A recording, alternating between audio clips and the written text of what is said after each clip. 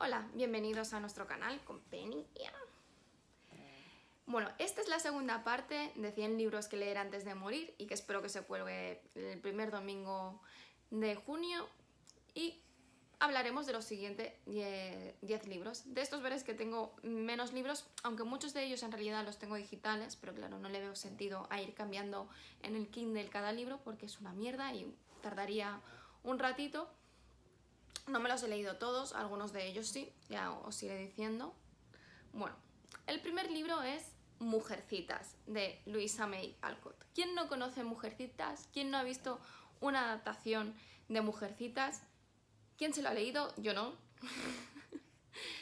Aunque siempre me lo he querido leer, pero aún no se ha dado el momento de leerlo. Pero bueno, me gustaban mucho las películas cuando era pequeña y realmente quiero leérmelo, pero es eso, aún no me los he leído. Diría que no los tengo digitales, tampoco que aún no me los he comprado. Pero algún día en el futuro, no demasiado lejano, supongo que sucederá. Es una novela publicada en 1868 y que trata de la vida de las 4 hermanas Mark y de cómo pasan de la niñez a la adolescencia y la mayoría de ellas se enamoran por primera vez.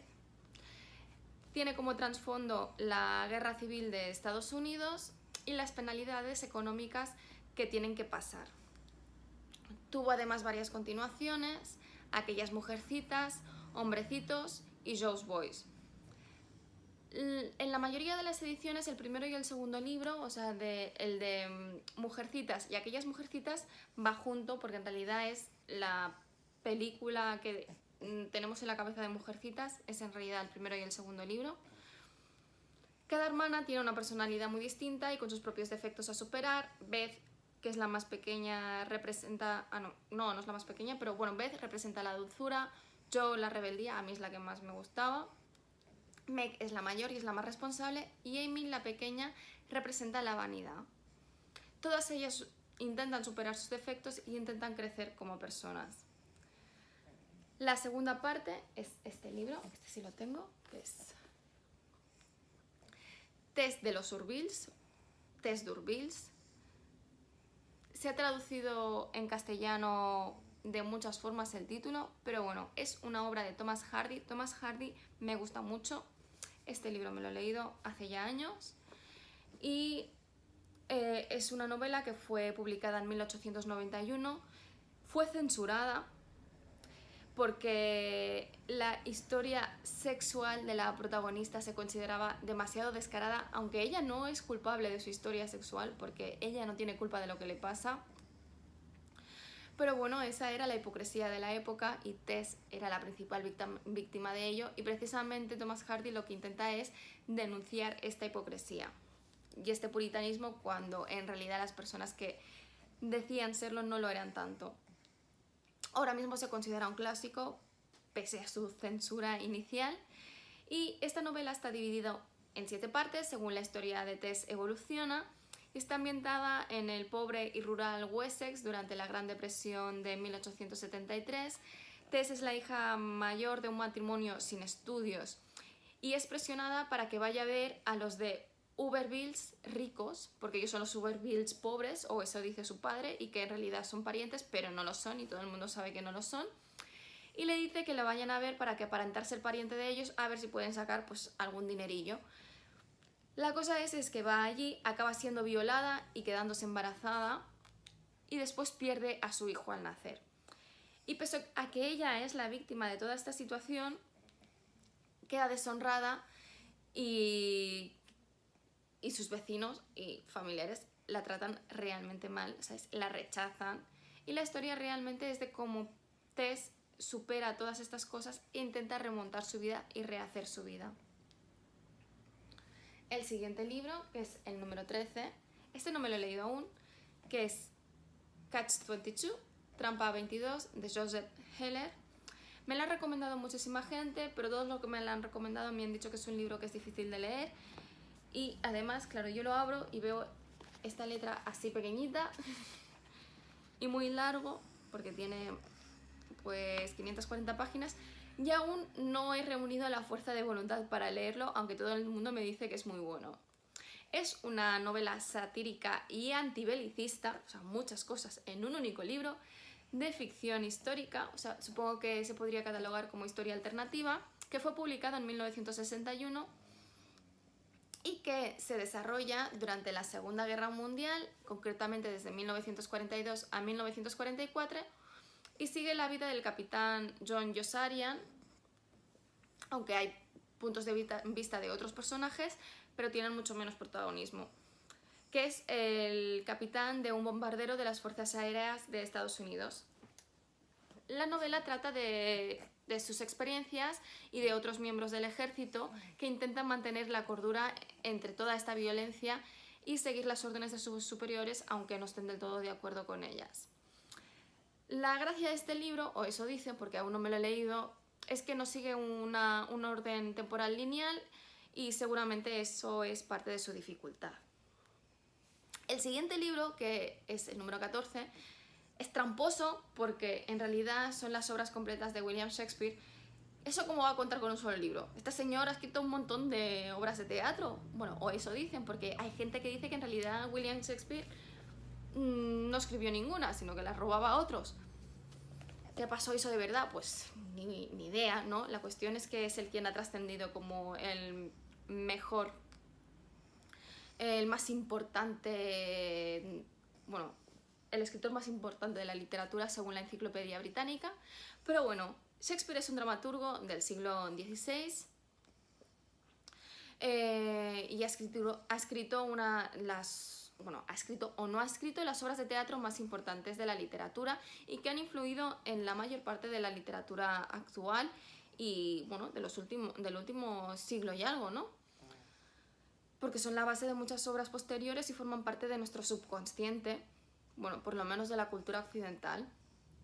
Y algunas de sus obras, bueno, que tienen porrón, pues Macbeth, Otelo, Romeo y Julieta, El mercader de Venecia, El sueño de una noche de verano, que este en concreto es el mercader de Venecia y Noche de Reyes. Pero bueno, quién sabe lo que había en la cabeza de este señor, si existir, digo yo, que sí que existió. Si escribió él realmente todas las obras de teatro, pues quién sabe, ¿no? No sé si lo vamos a saber algún día, quizás cuando se invente la máquina del tiempo, yo qué sé.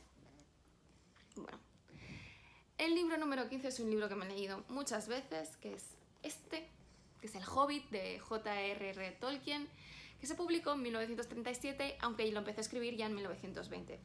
Yo me lo he leído muchas veces y en realidad, o sea, está mojado porque una de las veces me lo estaba leyendo en la bañera y se me cayó en el agua y me cagué en todo, lo sequé con el secador y bueno, ha sobrevivido más o menos, pero bueno, son las cosas que tiene.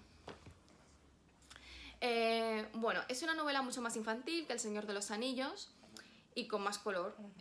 Hay algunas incongruencias internas con respecto al Señor de los Anillos porque como fue el primero que escribió, luego decidió cambiar algunas cosas. Por ejemplo, aquí aún no había pensado en Sauron y hablaba del nigromante, pero que bueno, que son cosas que luego corrigió y es evidente que si tú desarrollas mucho más tu universo, pues quizás decides que te convienen más otras cosas. El libro cuenta como Bilbo Bolsón, que es un hobbit de la comarca y que es el tío de Frodo, el protagonista hobbit del Señor de los Anillos, recibe la visita de Gandalf y de 13 enanos más que necesitan a un saqueador para llegar a Erebor, derrotar al dragón Smoke y recuperar el reino y todo el tesoro. Durante esta aventura, Bilbo encuentra el anillo único, aunque en ese momento no le llama así, y además veremos que hay muchas cosas que él puede hacer con el anillo único que luego Frodo no puede hacer porque es demasiado peligroso. Pero bueno, es estas incongruencias que os digo, pero que, ¿por qué no? Si luego se crea una obra literaria tan importante como El Señor de los Anillos. Y bueno, todos sabéis que Peter Jackson ha hecho, para mí, un desastre al adaptar este libro en 3 películas. O sea, la primera película está genial, pero luego cuando te empiezas a inventar en cosas, pues pasan cosas feas. En fin. El libro número 16 es Birdsong, que es de Sebastian Faulks. Lo tengo digital, pero aún no me lo he leído, aunque ahora lo tengo en mi lista de próximos libros que leer de Sebastian Faulks, de Goodreads, pero yo allí un tiempo y aún no me lo he leído. Pero bueno, es también una novela bélica que fue publicada en 1993 y que forma parte de la trilogía francesa de Sebastian Faulks, aunque en realidad son historias independientes y que únicamente coinciden en el lugar, la historia y en personajes muy secundarios. O sea que te puedes leer cualquier libro de la trilogía de forma completamente autónoma, y este creo que incluso es el segundo, pero es el más famoso de los tres. El personaje sigue a dos personajes que viven en dos momentos temporales distintos. El primero de ellos es Stephen, que es un soldado que está en el frente de Amiens durante la Primera Guerra Mundial, que en el frente de Amiens es donde pasaron de las cosas más feas de la Primera Guerra Mundial, y empieza su historia en la preguerra, antes de que esclate la guerra, donde vive confortablemente en un triángulo amoroso hasta que estalla la guerra. Y la segunda parte pues se desarrolla a través de Elizabeth, que es su nieta en la década de los 70 y que precisamente está intentando recuperar la memoria de su abuelo durante la guerra. El siguiente libro es este, de Catherine de Ray, El guardián entre el centeno, de J.D. Salinger. Fue publicado en 1951. Cuando fue publicado causó grandes controversias debido al carácter morboso del protagonista adolescente de Holden Caulfield, y se ha convertido en el icono de la rebeldía adolescente, aunque para mí, o sea, yo entiendo que cuando se publicó esto en 1951 pues era súper rompedor, pero la verdad, yo cuando lo leí me decepcionó. Es un libro que hay que leer y que tienes que conocer, pero para mí Holden Caulfield es simplemente un adolescente sin dos dedos en la frente que no sabe nada de la realidad. O sea, él pretende saberlo, pero que en realidad es un niñato. O sea, es que no tiene más.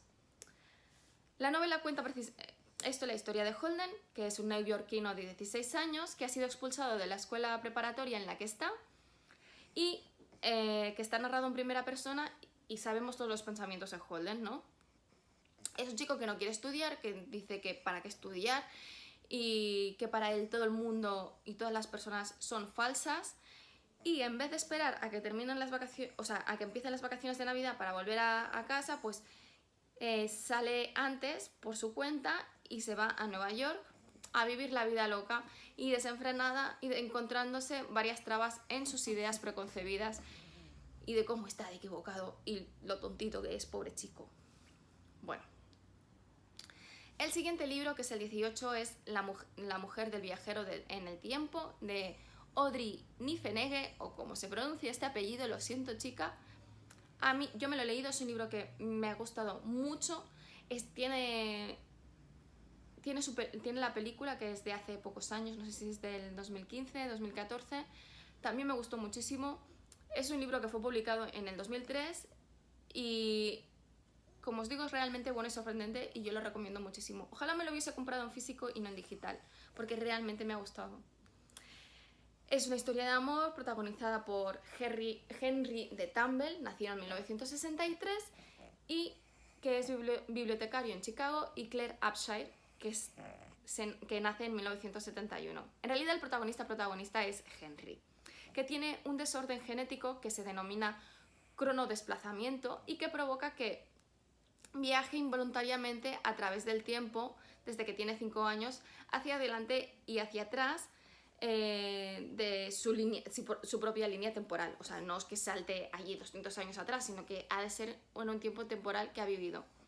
Y de hecho, el principal destino de sus viajes es su mujer Claire, desde que es una niña, aunque la primera vez que la conoce Henry, o sea, en su cronología desde su punto de vista, es cuando ella ya tiene 20 años. O sea, primero, en su historia temporal, él se enamora de la Claire real, que existe en su momento temporal, y al enamorarse de ella es cuando en sus saltos empieza a ver toda la historia de Claire, aunque él ya tenía saltos temporales desde los 5 años, pero hasta entonces, hasta que no la conoce, no va a la vida de Claire. El problema de esto, que bueno, puede sonar divertido, pero en realidad no lo es, porque es una enfermedad degenerativa.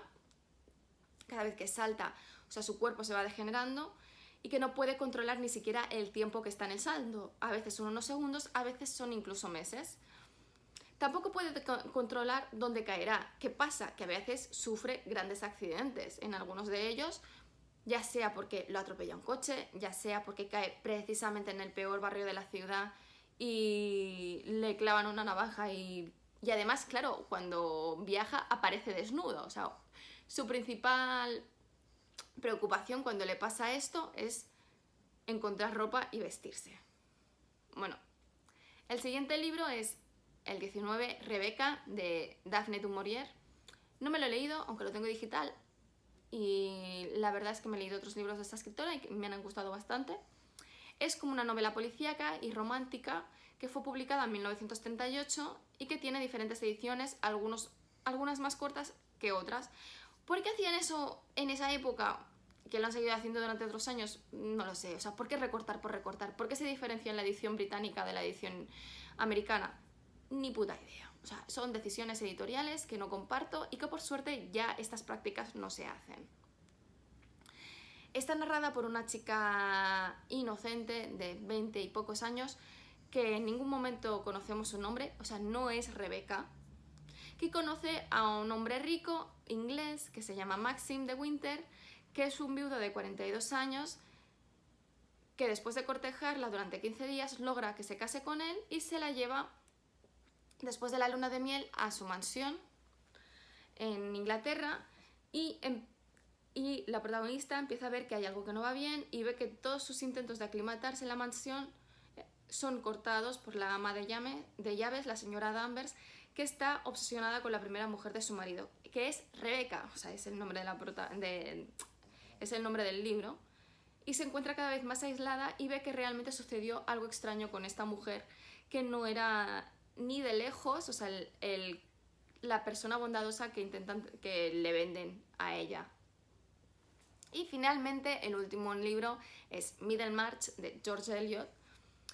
George Eliot es en realidad una mujer, Mary Ann Evans, pero como al contrario de lo que ha pasado en otros libros que fueron escritos en el siglo XIX y que inicialmente, aunque eran mujeres, luego al publicarse por segunda vez ya aparecía el nombre de la escritora real, en este caso Mary Ann Evans no cambió su nombre de George Eliot y se ha quedado como George Eliot, y los libros que se venden ahora son de George Eliot, no de Mary Ann Evans.